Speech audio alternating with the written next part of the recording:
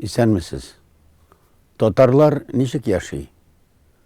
Бу турыда татар матбугаты нәрсәләр яза, ниләр күрсәтә? Татарлар дигән газета ул бөтен дөнья татар конгрессының газетасы. Беренче биттә татарча диктант акциясе бөтен дөньяны колачлады дип атала.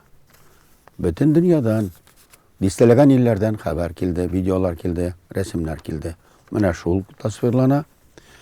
Һәм монда Сөембикә турында актуаль язма бар. Кызлар язмышы, ил язмышы, татар кызларының, мәшһүр хатын кызларының гамәлләре һәм тормышлары турында һәм бик зур шәлкем Венага хуш килдегез. Европада яшәүче татарларның альянсы үзенең курылтайын үткәрде. Анда Татарстаннан, Казаннан делегация бар иде. Менә шуннан рәсемнәр һәм язмалар бирелгән монда. Кукмарада хатын-кызлар ни эшләр бетереп ята. Шул турыда да язма бар, анда үткән чара турында. Татарлар газетасында шулай ук Сара Садыкованың кызы белән әңгәмә дә бастырылган. Оромбур татар театрында Шыңгыз Айтматов әсәре турында да язма бар. Ягъни татарлар зур сәнгать белән дә шөгыльләнә, агымдагы сәясәт белән дә шөгыльләнә, икътисад белән дә шөгыльләнә һәм яхшылыкны эзләргә, яхшылыкны күрергә тырыша. Әлбәттә, кискен темалар да кирәк. Шуннан башка укымаска да мөмкиннәр. Ватаным Татарстан газетасында бу тормышны күрә алмыйм ди. Балагызның һәр сүзенә игътибарлы булыгыз. Еш кына бала чага шундый кискен сүзләр әйтә. Һәм үз-үзенә кул салучы балалар да бар. Безнең милләттәшләребез арасында да. Тәрбия дә бар, тәрбияче дә бар, дин дә бар, мәктәп тә бар. Шундый хәл бар. Бала югалту. Шундый якыннар белән аерылышу шул кадәр авыр һәм бер ананың язмасы кызым үлгән төндә чәчем агарды ди. Кайгысы белән бүлешә. Татар матбугатында да кайгы белән, проблемалар белән бүлешү ул замананы дөрес итеп чагылдыруда инде. Хакыйкатьнең яхшы ягы да бар. Фәнис Яруллинның тормыш иптәше Нурсия ханымның юбилее уңаеннан шагыйрь хатыны дигән язма һәм аның шигыре бар. Әлбәттә, татарлар җыр, шигырь, әдәбиятны ярата. Булат Ибраһимның ике шигыренең берсеннән үзек кенә укыйм. Яулар купса атлар кирәк булган. Җайдакларын көткән яу атлары. Һәрбер заман үзе тарих яза. Һәрбер чор үзенең татары. Безнең тарих тирән. Тамырларын эзләп табыйм дисәң, җире каты. Кайчакларда бер арбада кайта, батыр даны белән яманаты. Дип язган Булат Ибраһимов. Ахырда ул әйтә, мөһим түгел нинди чорда туу, татар булып гомер итү кирәк. Мәдәни җомга 3нче биттә Алтын Урда кем тарихы. Инде Нур-Султан шәһәрендә Алтын Урда буенча конференция булган. Кем аның хуҗасы? Нәрсә ул Алтын Урда? Беләбезме үзебезнең тарихыбызны? Шул турыда бара язма. Һәр хәлдә казаклар белән ничектер бүлешербез, ахырын табырбыз бу җипнең дип уйларга кирәк. Шулай ук мәдәни җомгада милләт йортында үткән бер чара Мәскәү татарлары штабының өлкәннәр белән очрашуы анда затлы шәхесләрнең әйткән фикерләре турында тәфсилле репортаж бар.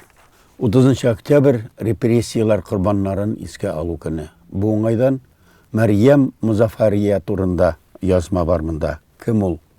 1941 елда атып үтерелгән, сентябрь айында сугыш башланган, нинди гынахлары булган аның, һәм нинди шәхес булган ул, һәм ни өчен әле дә аны барыбыз да белеп бетермибез. Язма шул турыда. Шулай ук уйландыра торган язма Марс Макаровның 80 ел тулуы уңаеннан. Бу язма типкәләнгән талант дип атала. Әлбәттә, тормыш нужалары бар. Марс Макаров турында да андый фикерләр бар. Әйтелгән инде, хакыйкать шуны таләп иткәч, монысы шәхси тормышта һәм иҗади интеллигенцияга мөнәсәбәт турында язма. Шулай ук 30 октябрь репрессия корбаннарын искә алу уңаеннан. Фәрзәнә Кулиева кем ул, беләсезме? Үзенең китабында Фәрзәнә ханым әти-әниләре турында яза. Аның Галәметдин исемле әтисе һәм Бафши Җамал исемле әнисе атылганнар 30 елда. Һәм аның 11 туганы сугышка барган, аның 8-е ятып калган. Шул әти-әниләрнең җәсәден саклап, һәм ул әти-әниләрен утырткан, әләкләгән, җавапка тартырган шәхесләрендә гомерен саклап, ватанны саклап, алар 8 кеше башларын салганнар. Хәзерге хәлләргә килгәндә, халыкларны берләштерү көне уңаеннан Айрат Фәйзрахмановның язмасы бар. Ул анда җитди фикерләр әйтә, шулай ук уйландыра торган. Шул ук газетада Альберт Разин турында искә алу язмасы бар, Ижаудан килгән язма бу. Һәм Явыз патша михрбанлы икән язма бер үк темага, тарих турында һәм сәясәт турында. Явыз Ибанлы, михрбанлы, Россияны байыткан, киңәйткән, Казанны яулап зур эш эшләгән дип санаучылар бар икән. Бу турыда каршылыклы тәэсиратны Андрей Григорьев язган.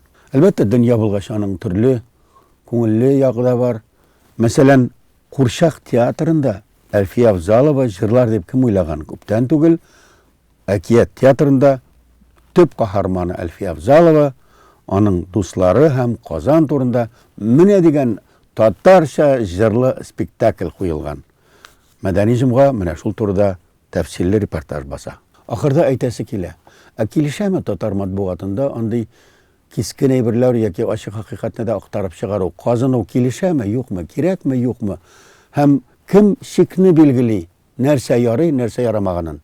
Нәрсә ул җинаят һәм нәрсә ул батырлык һәм ватанпәрвәрлек? Аны кем үлчәгән? Һәр хәлдә татар матбугаты бу нисбәттән башкаларны узып, әллә ерак китмей. Звезда Поволжья газетында һәр вакытта шактый кыю һәм дәлилле мәкаләләр чыгып тора. Үз билгеләнү дигән мәкаләсендә Рәшит Әхмәтов әйтә, Ленин аркасында гына милли республикалар төзелгән. Һәм хәзер менә шушы республикаларны юк итәргә тырышучылар әлдә бар дип әйтә. Әлбәттә, бөтен кешегә дә ошамас. Ләкин бу хакыйкатьне кемдер бит әйтергә тиеш. Өчен татарлар яки татарстанлылар үзләре әйтмәскә тиеш. Әлбәттә, татар басмалары арасында дәүләтнеке дә бар, хосуси да бар. Безнең газет турында еш кына сөйлибез. Күптән түгел язылдым киләсе елга Ирек мәйданы газетасын. Татарга зыянга эшлиме, Татарстанга зыянга эшлиме, Россиягә каршы бер нәрсә эшләмиме? Андый факт булганы юк, ләкин аны да укырга кирәкдер. Үзебезнең журналларда тәэсират җитмәгәндә мин рус журналларына күз салам. Менә Дилетант дигән тарихи журнал. Бу саны аның Риббентроп-Молотов килешүенә Сталинның 2нче дөнья сугышы алдыннан алып барган сәясәт турында. Коточкыч хәл, Гитлерның министры белән имза куйганда Сталин иң бәхетле кыяфәттә тора. Соңыннан аңлаталар, әлбәттә, ул шуның белән сугышны кичектергән дип башка фикерләр дә бар. Ләкин бу журналда әйтелгән шушы пактны төзү 2нче дөнья сугышын кичектергесез эшләде дигән һәм шикләр турында килешү төзү безне Германия белән союзник эшләделәр дип язган. Бәхәсле альтернатив фикерләр булса, аларны да укырга кирәктер. Ләкин бу Риббентроп-Молотов килешүләренең барлыгын 50 ел буе танымадык. Һәм 90нчы елларда СССР хөкүмәте моны танып ваз кичте. Ә хәзер 30 елдан соң без моны барыбер укый алабыз икән, ансы Аллага шөкер. Шулай итеп, һәрбер журнал, һәрбер милләт, һәрбер сәяси төркем бу шикне үзе билгели. Әлбәттә, канунга күз салып, шамалап һәм хакыйкатькә хыянәт итмичә. Хәзергә шуның белән сау булыгыз.